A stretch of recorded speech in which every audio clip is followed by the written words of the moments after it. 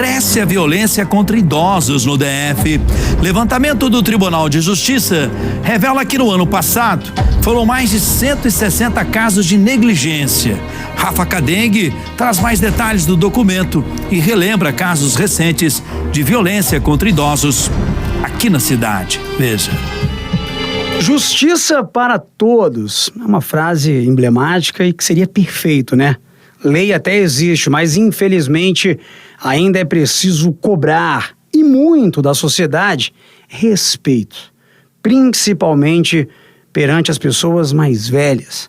Coisa que se aprende em casa, sabe?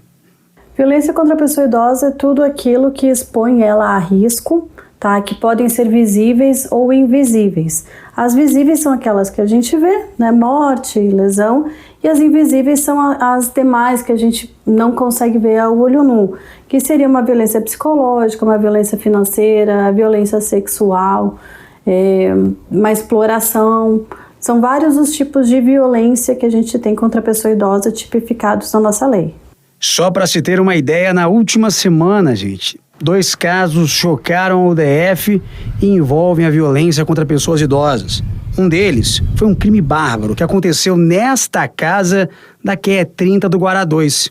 E a vítima foi uma senhora de 73 anos. Infelizmente, casos e mais casos.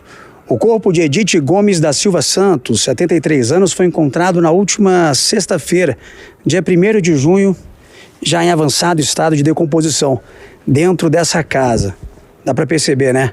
Essa fita da perícia da Polícia Civil permanece no local intacta, o que também dá a entender que desde que o corpo de Edith foi encontrado, ninguém esteve no local.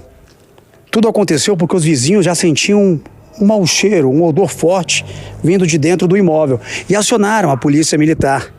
As viaturas vieram ao local e quando entraram dentro dessa casa, pessoal, encontraram o corpo de Edith com diversos sinais de violência, os cômodos da residência revirados e muito sangue espalhado pela casa. A idosa chegou a pedir proteção contra o filho, dizendo que era vítima de violência doméstica, mas a medida foi indeferida. A Polícia Civil agora investiga o que pode ter acontecido dentro do imóvel nas últimas semanas, lá no Guará. Esse vizinho, que prefere não mostrar o rosto, afirma que várias vezes ouviu o filho da dona Edith chamando por ela, no portão da casa, por horas e horas. Ela não demonstrava medo. Ela demonstrava, parece que não muito interesse, porque ele ficava mais de 2 horas aí, bateram aí de madrugada aí. Chegava tipo 5 horas da manhã, batia até 8 horas da manhã aí. E o filho? O filho. E parece que ela não queria abrir. Era o que a gente percebia aqui. Mas é uma pessoa que você não via todo dia. Uma pessoa que passava semanas sem ver. De vez em quando ela saía para comprar alguma coisa que você percebia ela aí.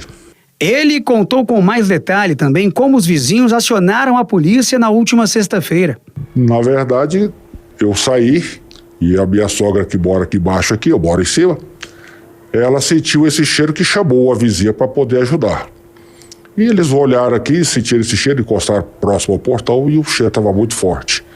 E aí acionaram o corpo de bombeiros, que provavelmente deve ter acionado a polícia, né, a polícia militar, para poder acessar, arrombar a porta dela aqui. Tiveram muita dificuldade, porque além dela ter fechado a casa dela toda, ela botou grade por cima. O telhado dela aqui tem grade em cima. Então era uma casa fortaleza. Então ninguém tinha acesso a esse troço aí. A Polícia Civil ainda não se pronunciou sobre possíveis suspeitos. E para se ter uma ideia, a população do Distrito Federal envelheceu nos últimos anos. É isso que aponta aí os dados do IBGE, através do censo 2022, em que foi registrado que a população do DF hoje tem mais de 349 mil pessoas com 60 anos ou mais. E o que deixa tudo isso ainda mais preocupante é que, segundo um levantamento feito também pelo Tribunal de Justiça do Distrito Federal e a Defensoria Pública aqui da capital federal, os casos de violência contra pessoas idosas vêm aumentando, muito inclusive desde a pandemia. Para se ter uma ideia, em 2023, no ano passado, foram mais de 3 mil registros, incluindo violência psicológica, financeira, física e também casos de abandono e negligência.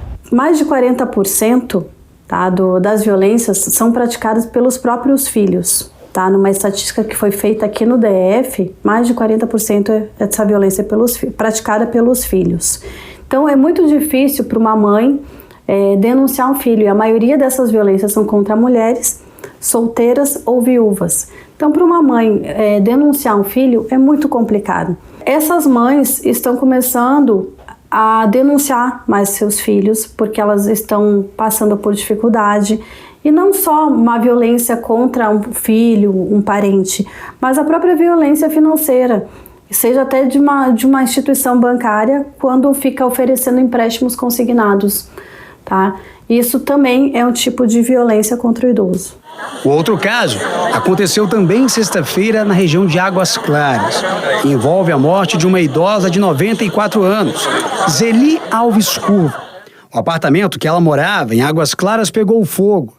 O que alertou a polícia foi a condição desta mulher, que estava acamada e não tinha ninguém com ela no apartamento. O filho da dona Zeli, o ex-médico Lauro Estevão Vascurvo, de 63 anos, inclusive já foi preso no ano passado por abandono de incapaz, quando deixou a mãe em um hospital, mesmo após a alta médica dela. A gente não pode considerar uma pessoa idosa como incapaz só porque ela já tem uma certa idade. Existem pessoas com 90 anos que estão muito bem, estão lúcidas, capazes, se locomovem bem e elas podem viver sozinhas. Mas tem pessoas 60 anos, 70 anos que estão acamadas, tá? Que precisam de ajuda de familiares, de cuidadores, de pessoas para se locomover, para se alimentar. Então essas pessoas não podem ser abandonadas, que isso sim é considerado crime. Se a pessoa está acamada e ela falece, isso é considerado crime. Se ela não pode ficar sozinha. Se não tem um familiar, tem que ter um cuidador, alguém auxiliando ela dentro de casa. Lauro Estevão prestou depoimento na noite de segunda-feira e o caso segue sendo investigado pela Polícia Civil. Uma nova perícia no apartamento foi feita na tarde desta terça. Esse caso do incêndio em Águas Claras, o Cidade acompanha em Águas Claras, Cidade acompanha atentamente. O resultado dessa perícia é fundamental para que a gente saiba o que provocou esse incêndio e se há ou não, né, o envolvimento do filho, né, nesse caso, na morte da mãe. Até agora, ele não é tratado como suspeito.